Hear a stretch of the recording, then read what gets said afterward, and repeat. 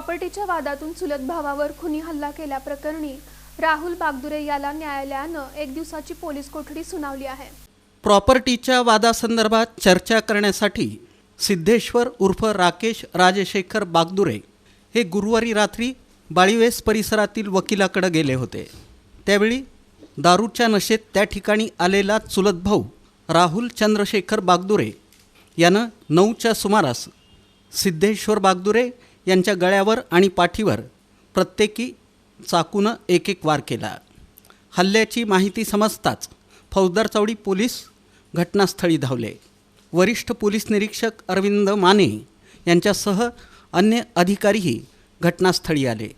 पोलिसांनी जखमी सिद्धेश्वर बागदुरे यांना तातडीनं श्री सिद्धेश्वर सर्वोपचार रुग्णालयात दाखल केलं। त्यानंतर त्यांना शासकीय रुग्णालयात हलवण्यात आलं। सध्या त्यांची प्रकृती स्थिर आहे। पोलिसांनी राहुल बागदुरे याच्या मोबाईलवर संपर्क साधून त्याला पळून जाताना पार्क चौकात पकडलं।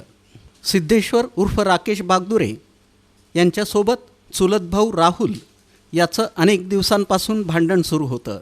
चुलत भावानं एकट्यानंच वडिलोपार्जित प्रॉपर्टी हडप केल्यानं राहुल चिडून होता। त्या वादातूनच राहुलनं चुलत भावावर वार केल्याचं पोलिसांनी सांगितलं। दरम्यान खुनाचा प्रयत्न केल्याबद्दल राहुल बागदुरे याच्याविरुद्ध फौजदार चौडी पोलीस ठाण्यात गुन्हा दाखल करण्यात आला। दरम्यान प्रॉपर्टीच्या वादातून चुलत भावावर चाकूनं वार करून जीवे मारण्याचा प्रयत्न केल्याप्रकरणी आरोपी राहुल उर्फ संतोष कुमार चंद्रशेखर बागदुरे वय 26 राहणार नरेंद्रनगर सैफुल याला न्यायालयानं 1 दिवसाची पोलीस कोठडी दिली। हा खुनी हल्ला मसरे गल्लीतील सुप्रतिम कॉम्प्लेक्सच्या समोर घडला। ही घटना घडल्यानंतर आरोपी राहुल बागदुरे हा चाकू टाकून तिथून स्वतःच्या दुचाकीवरून पळून गेला होता। दरम्यान त्याला पोलिसांनी शुक्रवारी मध्यरात्री 2:30च्या सुमारास अटक केली होती।